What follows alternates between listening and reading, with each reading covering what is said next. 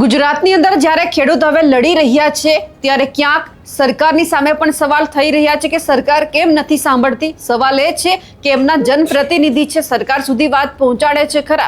આપણે કોંડગામની અંદર જોયું હતું કે પ્રકાશ વરમોરા છે જ્યારે ખેડૂતો સાથે વાતચીત કરવા માટે ગયા ત્યાં આશ્વાસન આપીને આવ્યા હતા કે તમારી મુલાકાત છે હું તમને મુખ્યમંત્રી સાથે કરાવીશ અને પછી બેઠક પણ થઈ પણ મુખ્યમંત્રી ક્યાંય હાજર નહોતા રહ્યા।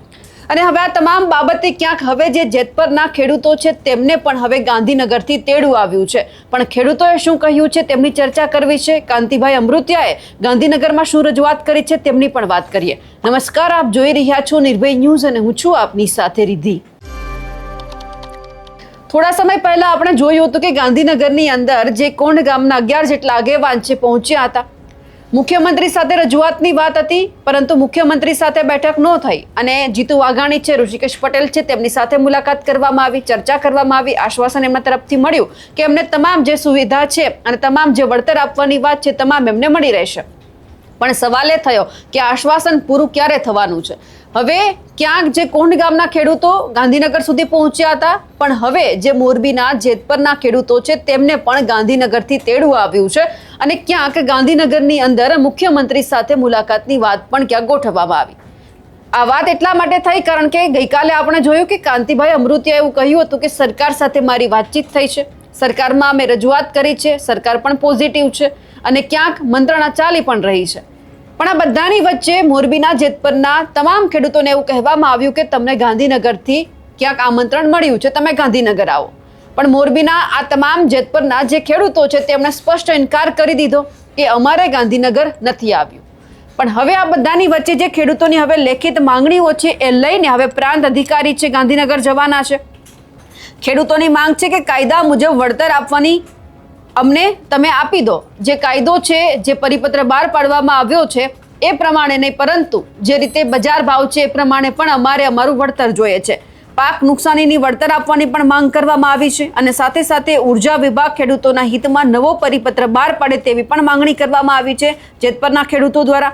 ખેડૂતોના તમામ પ્રશ્ને સરકાર હકારાત્મક અભિગમ અપનાવે તેવી પણ અત્યારે ખેડૂતો આશા રાખી રહ્યા છે। સવાલ એ છે કે ગાંધીનગરથી જ્યારે તેડું આવ્યું છે તો મોરબીના જેતપરના ખેડૂતો કેમ નથી જઈ રહ્યા?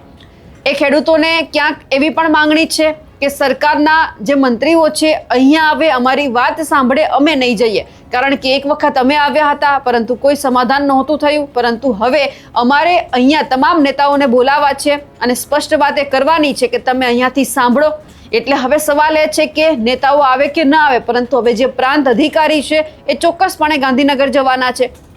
ખેડૂતો ક્યાંક આશા રાખીને બેઠા છે કે પ્રાંત અધિકારી ગાંધીનગર જશે તો ક્યાંક અમારા જે પ્રશ્ન છે એ તમામ પ્રશ્નનો નિવેડો આવશે।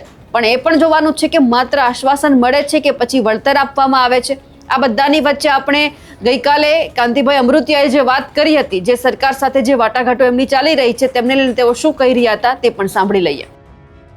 જય જવાન જય કિસાન, જય જવાન જય કિસાન।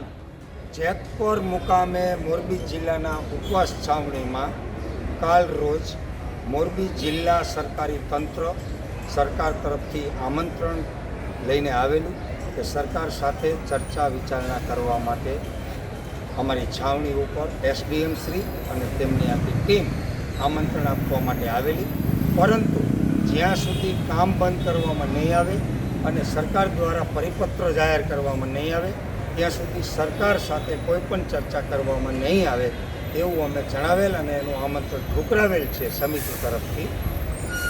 અને સાથે સાથે અમારી જે ખેડૂતોની માગણીઓ છે એ લેખિતમાં અમે સરકારશ્રીને મોકલેલી છે અને અમને 2 થી 3 દિવસનો સમય આપવામાં આવ્યો છે। તો એ 2 થી 3 દિવસની અંદર સરકારશ્રી તરફથી પરિપત્ર જાહેર થાય અને આ ખેડૂતોનો પ્રશ્નનું નિરાકરણ થાય એવી ઈચ્છાઓ રાખીએ છીએ। સારું આનું નિરાકરણ થાય એવી ઈચ્છાઓ સાથે વિનવું છું। જય હિન્દ, જય ભારત, જય જવાન, જય કિસાન।